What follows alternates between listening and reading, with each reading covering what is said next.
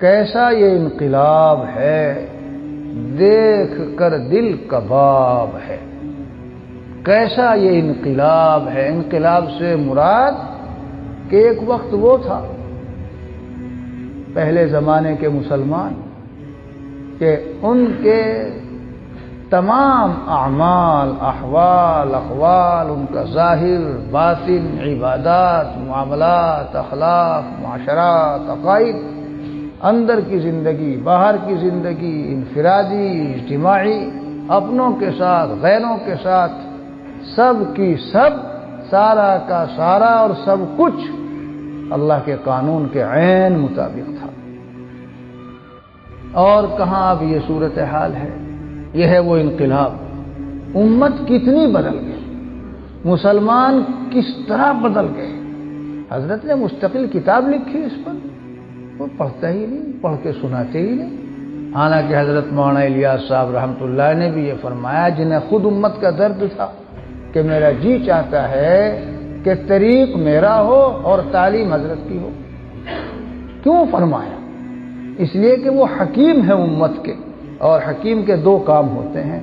ایک بیماری کی تشخیص، یہ پہلا کام ہوتا ہے، یہ سمجھنا کہ بیماری کیا ہے اس مریض میں، اور دوسرے دوا اور تدبیر کی تجویز۔ اور حضرت نے جتنی کتابیں لکھی ہیں، مواعظ ہیں، خطبات ہیں، ملفوظات ہیں، مجالس، تالیفات، سب اسی پر مشتمل ہیں۔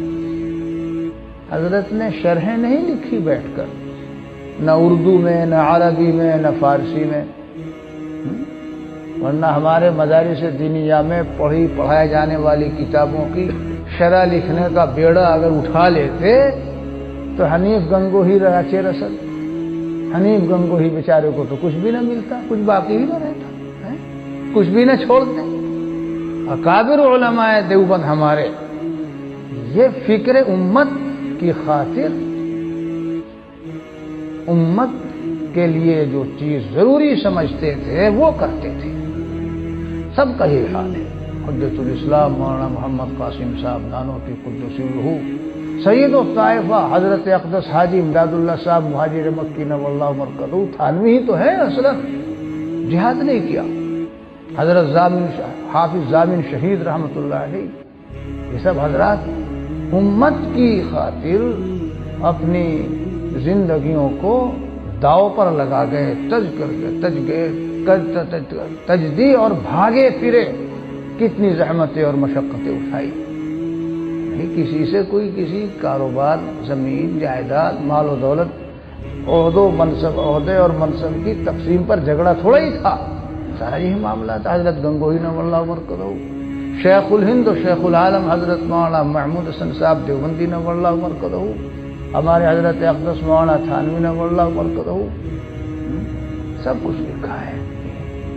ہم اگر نہ پڑھیں، اپنی بیماریوں کا ہمیں پتہ ہی نہ ہو، پتہ چلانے کی کوشش بھی نہ کریں، اور پھر ان بیماریوں کے لیے جو تیر بہدف نسخے امت کا حکیم و ملت کا مجدد اردو زبان میں بہت آسان کر کے لکھ گیا، ان کی جانکاری حاصل نہ کریں اور انہیں استعمال نہ کریں تو ہمارا قصور ہے، ہماری کوتاہی ہے، ورنہ کام تو سارا تیار رکھا ہے۔ میرا مقصد کہنے کا یہ تھا کہ بھائی مسلمانوں میں تو سچی بات یہ ہے کہ سر سے پیر تک وہ ایمانی اور روحانی بیماریوں میں ڈوبے ہوئے ہیں، ایمانی اور روحانی بیماریوں میں ڈوبے ہوئے ہیں، کوئی کل سیدھا نہیں ہے۔ میں دین کی باتیں رسمن نہیں سناتا، کہا کرتا ہوں، پوچھتا ہوں کہ بھائی صبح سے شام تک جو 24 گھنٹے آپ گزارتے ہو، چاہا تو یہ گیا ہے اللہ کے بندوں سے، ہر بندے سے، کہ ہر بندہ اللہ کے بھیجے ہوئے اس قانون کے مطابق 24 گھنٹے گزارے، چاہے مرد ہو چاہے عورت، چاہے دیہاتی ہو چاہے شہری، چاہے پڑھا لکھا ہو چاہے بے پڑھا لکھا، چاہے امیر ہو چاہے غریب، چاہے حاکم ہو چاہے محکوم، کسے باشد 24 گھنٹے اللہ کے اس قانون کے مطابق گزارے جو